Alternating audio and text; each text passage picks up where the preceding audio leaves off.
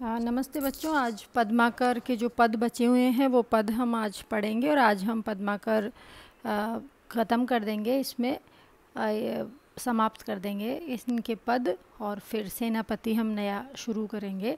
तो पद्माकर के जो 8, 9 और 10 पद बचे हैं, ये 3 पद, इन तीनों पदों को आप देखिए।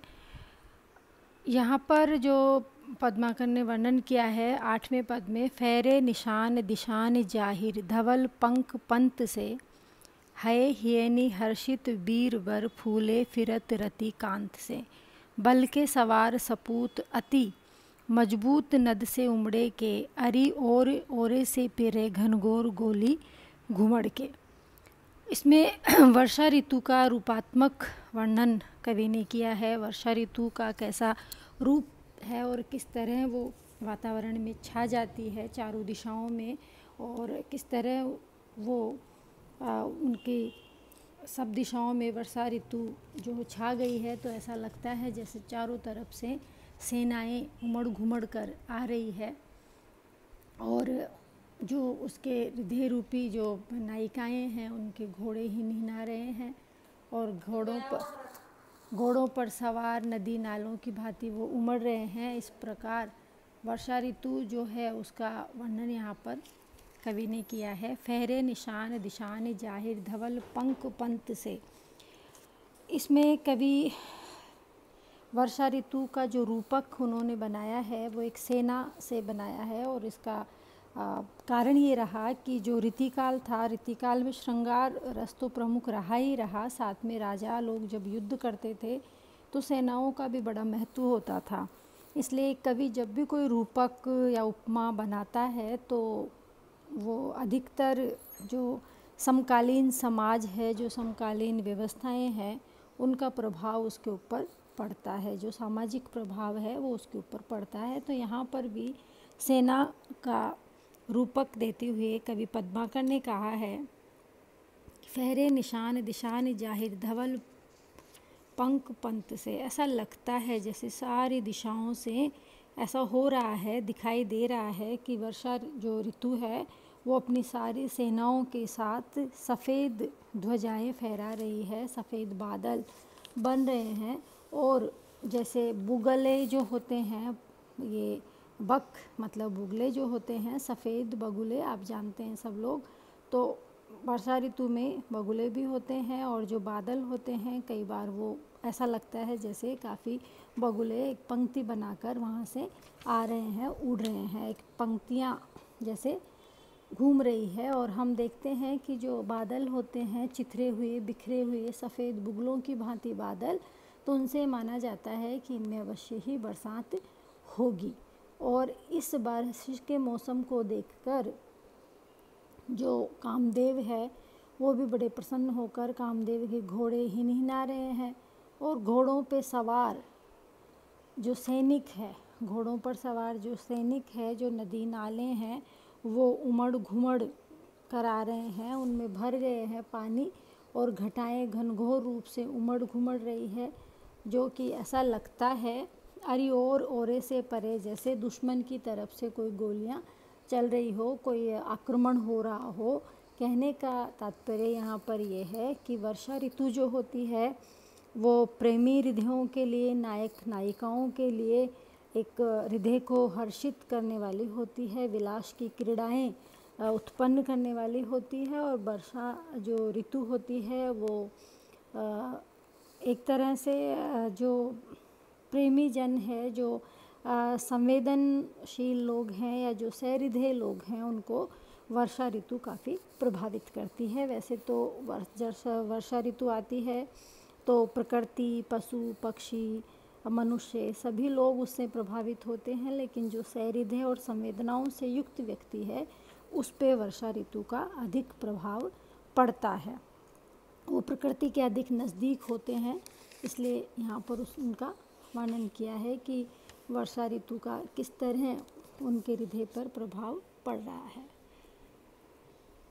नवा पद है, सिर कटी धर कटी सुहे कटी जात है, इन्हीं एक ही बार में कटी भट्ट भय बिन गात है, इत सुभट भूप अनूप गिरी के उकड्ढी आए ताहू सो ऊत सुबुट अर्जुन के विकट फिर लहरी परे अति चाहूसु।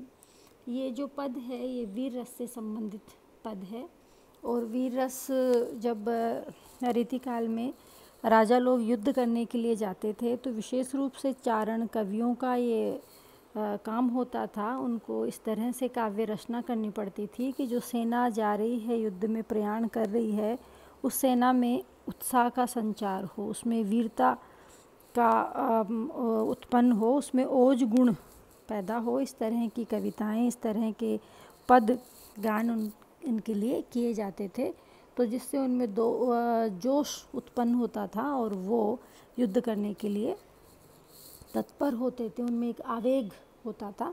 और ये स्वाभाविक सी बात है कि जब कभी भी राष्ट्रभक्ति की बातें होती है, राष्ट्रगान होता है, राष्ट्रगीत होते हैं, या हमारी सेना या युद्ध का कोई वर्णन होता है, तो हमारे हृदय में भी एक अलग उत्साह, एक अलग ओज हम भर जाते हैं। जब क्रिकेट का मैच होता है तब आप लोग इस चीज़ को बहुत अच्छी तरह जानते हैं कि हम बहुत दूर बैठे हुए हैं, बहुत दूर क्रिकेट का मैच हो रहा है, लेकिन फिर भी हमें उस वक्त इतनी राष्ट्रीयता हो जाती है कि नहीं, हमारा ही देश जीतना चाहिए। तो ये एक आवेग है। उस आवेग को और ज़्यादा तरीके से या उसको व्यवस्थित तरीके से उकसाने के लिए, उसको ओज रूप देने के लिए रीतिकाल के कवि युद्धों में जाते हुए सैनिकों का उत्साहवर्धन करने के लिए अपनी कविताएं करते थे।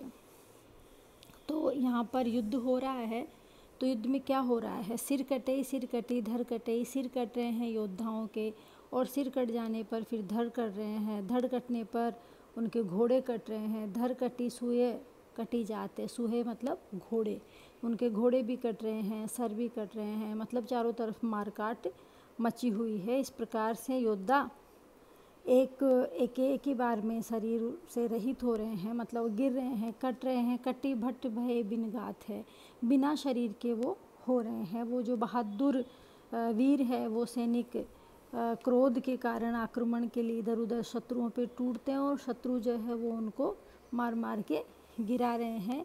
दोनों ही तरफ के सैनिक दोनों ही तरफ से लड़ रहे हैं। इतने सुबुट भूप अनूप गिरी के, और जो राजा है उगठी आए ताहूसु, वो भी उस युद्ध में विकट रूप से लड़ रहे हैं। तो जो राजा, इन कवि के जो आश्रयदाता राजा थे हिम्मत बहादुर, उनका युद्ध कौशल, उनके शौर्य का वर्णन यहाँ पे किया है। उगठी आए ताहूसु ऊत सुभट अर्जुन के विकट, कि अर्जुन से भी ज़्यादा विकट योद्धा बन के, अर्जुन के विकट वीर योद्धा की तरह वो अत्यंत चाव से लड़ रहे हैं। फिर लरी परे अति चाऊसु, फिर वो चाव के साथ लड़ कर आगे बढ़ कर वो युद्ध कर रहे हैं। तो ये सारा युद्ध का वर्णन है, जो ओजपूर्ण वातावरण है, और इसमें अनुप्रास अलंकार है, वीर रस का इसमें कवि ने वीर रस से परिपूर्ण लिखा है, और नाद सौंदर्य भी इसमें है।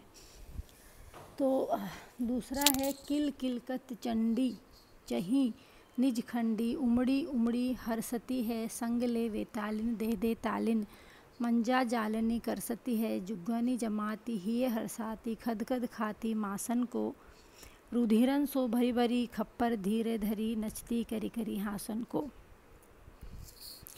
इसमें वीर रस का वर्णन तो है, लेकिन वीर रस के साथ साथ विभत्सता का वर्णन भी कवि ने किया है। कई बार होता है कि युद्ध में हम जब मरी जली कटी हुई लाशें देखते हैं तो एक विभत्सता से, एक वितृष्णा सी मन में पैदा होती है, तो जुगुप्सा सी उत्पन्न होती है। तो उसी का ये जो वर्णन है वो वही उत्पन्न करने वाला है। वीर रस के बजाय मन में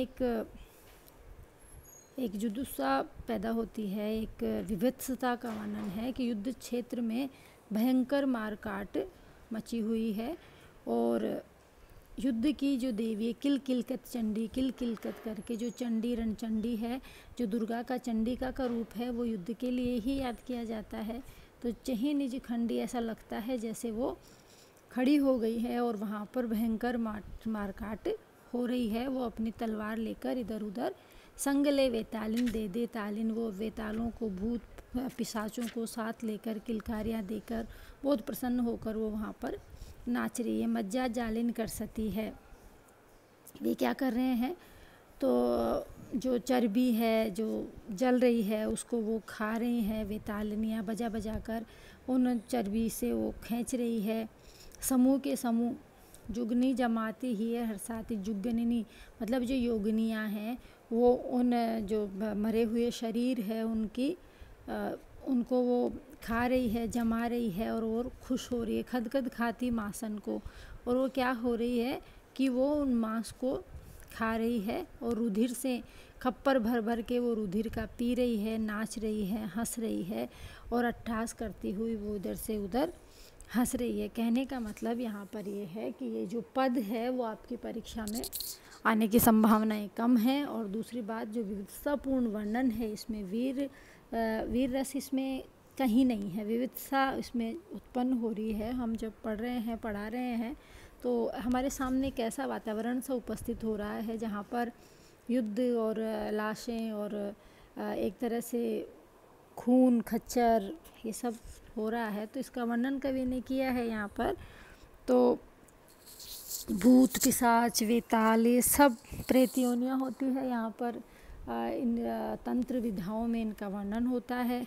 योगिनी, मायाविनी, जादूगरनियाँ ये सब होती है। तो यहाँ पर कवि ने युद्ध की मारकाट के साथ साथ उसकी विविधता का वर्णन किया है। ये पद्माकर आज आपका पूरा हो गया है। आगे हम सेनापति पढ़ेंगे, तो सेनापति के बारे में आप थोड़ा पढ़ ले अगर आपको कहीं से कोई मिल जाती है किताब। वैसे किताब आपको मिल जाएगी, आप जाकर देखेंगे तो